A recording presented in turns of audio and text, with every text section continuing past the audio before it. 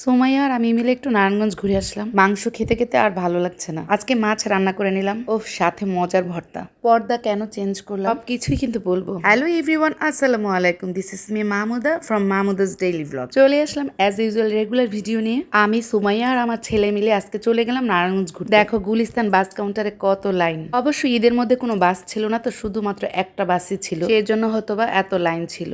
এতই ফাঁকা ছিল রাস্তা যে অল্প সময়ের মধ্যে ঘুরে বাসা চলে আসলাম। ঈদের মধ্যে মাংস খেতে খেতে আর ভালো লাগছে না। মাছটা ভিজিয়ে রেখে তোমাদের সাথে একটা জিনিস শেয়ার করব। আমি রিসেন্ট এই ডিভাইনটা কিনেছিলাম, তোমরা অবশ্যই দেখেছো। আর ডিভাইনটা রাখার পর এখানে কিন্তু আমার এই পর্দাটা আমার কাছে একদমই ভালো লাগছিল না। আগের পর্দাটা চেঞ্জ করে আমি এই পর্দাটা লাগিয়েছি। এখন বলো কেমন লাগছে? আগের পর্দাটা থাকাতে কি ভালো লাগতো না? এখন ডিভাইনের সাথে খুব ভালো লাগছে। আর আমার আগের পর্দাটাও কিন্তু একদম নতুন ছিল, মানে এখন সোফাটার সাথে না যাচ্ছিল না, তাই চেঞ্জ করলাম। আর এদিকে কোরবানি ঈদের পর মাংস খেতে খেতে একদম বোরিং হয়ে গিয়েছে। ফ্রিজ খুঁজে যখন আমি এই বাইলা মাছটা পেয়ে গেলাম তখন তো আমি অনেক খুশি হয়ে গেলাম। ঝাল ঝাল করে রান্না করে খাবো আজকে আমি।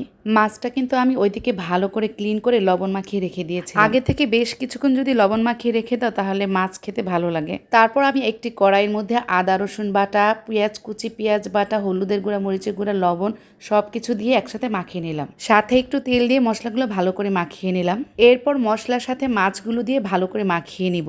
ভালোভাবে মাখানো হয়ে গেলে অল্প একটু পানি দিয়ে আমি মাছটা রান্না করব। এভাবে সব মশলা দিয়ে হাতে মাখিয়ে মাছ রান্না করলেও কিন্তু মাঝে মাঝে অনেক মজা লাগে। ছোট ছোট মাছগুলো আমি মাঝে মাঝে এভাবে রান্না করি। পানিতে যখন বলক চলে আসবে তখন একটা ঢাকনা দিয়ে ঢেকে রাখবো। তারপর কিছুক্ষণ হয়ে যাওয়ার পর আমি ঢাকনাটা খুলে কাঁচা মরিচ, ধনেপাতা, জিরার গুঁড়া সবকিছু দিয়ে দিব। এই মাছ রান্না করতে কিন্তু বেশি সময় লাগে না। ভাজা জিরার গুঁড়া আর ধনেপাতা তো দিতেই হবে, না দিলে তো আমার কাছে এই তরকারি মজাই লাগে না। হয়ে গেল আমার মাছ রান্না করা। এখন আমি মজাদার কাঁঠালের বিচির ভর্তা বানাবো। ওই যে বললাম না মাংস খেতে খেতে ভালো লাগে না, আজকে কেন জানি আমার মনে চাচ্ছে একটু ঝাল ঝাল কিছু খেতে। অমনি ভাবলাম কাঁঠালের বিচি ভর্তা বানিয়ে ফেলি। তো আমার জানা ছিল না কাঁঠালের বিচি ভর্তাটা কিভাবে বানাবো। আমি তো জানি সবসময় ভর্তার মধ্যে রসুন মাস্ট লাগেই। যখন ভর্তা বানাতে গেলাম তখন দেখি রসুন নাই, কিন্তু আমার তো আজকে ভর্তা খেতেই হবে।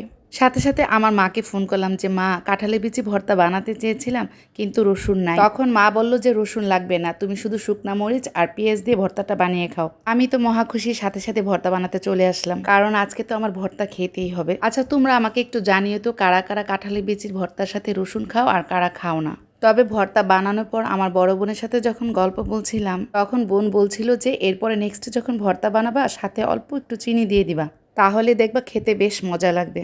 যাক, আজকে আমি কাঁঠালের বিচি ভর্তা বানানো শিখে গেলাম। ভর্তা বানানোর পর আমার জিভে পানি চলে আসছে। আমি এখন গরম গরম ভাত দিয়ে তাড়াতাড়ি করে কাঁঠালের বিচি ভর্তা দিয়ে খেয়ে নেব। তোমাদের যার যার জিভে এখন জল চলে আসছে তারা আমার মতো করে এভাবে কাঁঠালের বিচি ভর্তা বানিয়ে নাও। আর গল্প বলা যাবে না, এখন আমি আর সুমাইয়া মজা করে ভর্তা দিয়ে ভাত খেয়ে নেব। আজকের মতো এখানেই শেষ করে দিচ্ছি। সবাই ভালো থেকো, আল্লাহ হাফিজ, টাটা, থ্যাংকস ফর ওয়াচিং।